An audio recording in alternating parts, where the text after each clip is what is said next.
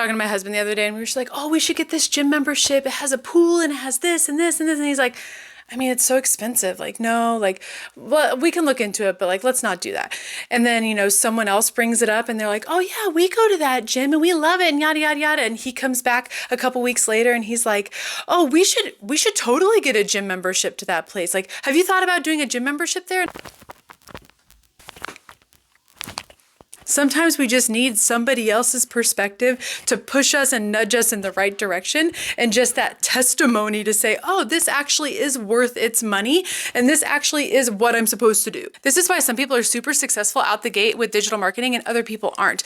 The roadmap has all of this information. It tells us to use testimonials. It has a section in the community where people can go and write their testimonies that we can use.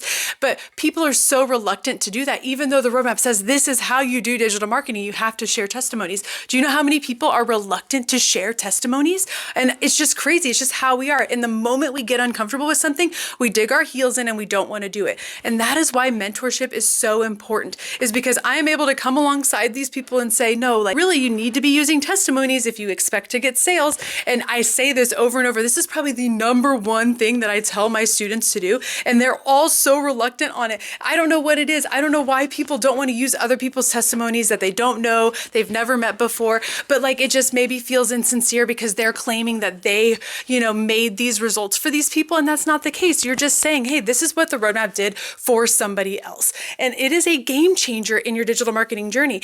I am not saying that I am the reason that Lisa was successful. She started 11 weeks ago. She got through the roadmap. She started doing all the things, but she dug her heels in on these things that made her feel really uncomfortable. And when she started to peel back those layers and say, okay, I can do this. This is the one thing stopping me from reaching my goals. Then she started doing it. And look, she literally just got her first sale. And that is so exciting. That is why mentorship is so invaluable, you guys, is because it kind of highlights the things that we really need to do and to nudge us closer to our goals.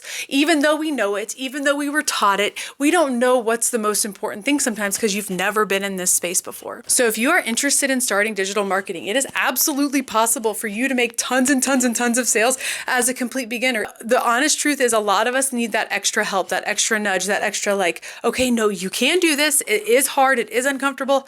Even when people send me really sweet messages and I'm just like, I don't want to sound braggy and I don't want to sound this or that, like even this post. But the reality is you have to show people that what you are selling is reputable. It has results. People are using it and it can transform your life. And if you don't have that transformation yet, that's okay. You can still do it. You just have to follow what has worked for everybody else. And there is a sales strategy and there are things that you can implement that make this whole thing easier, but you just have to be willing to learn.